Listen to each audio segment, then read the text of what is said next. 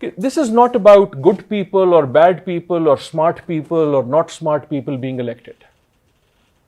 This is about a new politics of anti-politics. What do I mean by politics of anti-politics?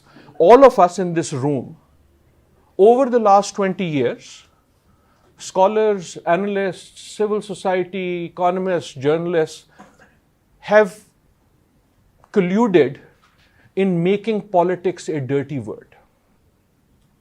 And all across the world. Politics has become not just a dirty business, but a dirty word, which is a very strange thing, because this word came as just about the purest form of human service that you could think. So when Aristotle talks about the polis, right, that's where the greatest of humanity happens. People come together to do politics, meaning we come together to work collectively for the collective good.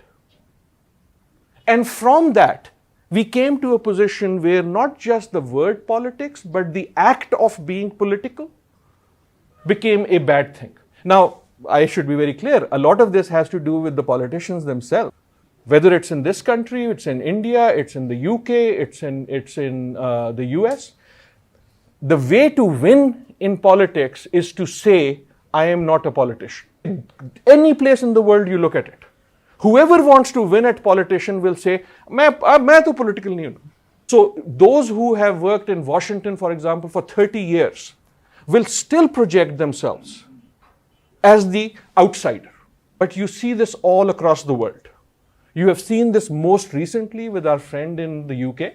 But what I'm saying is that it has become a badge of honor not to be in politics, and that is not good for society. That which used to be a negative has now become a positive. Now, this is not about people you like or not like. The poster child of the politics of Unpolitics is not Donald Trump, it was Barack Obama. Right? ये तब्दीली हमने नहीं याद की थी. The whole campaign of Barack Obama was कि तब्दीली आ गई है.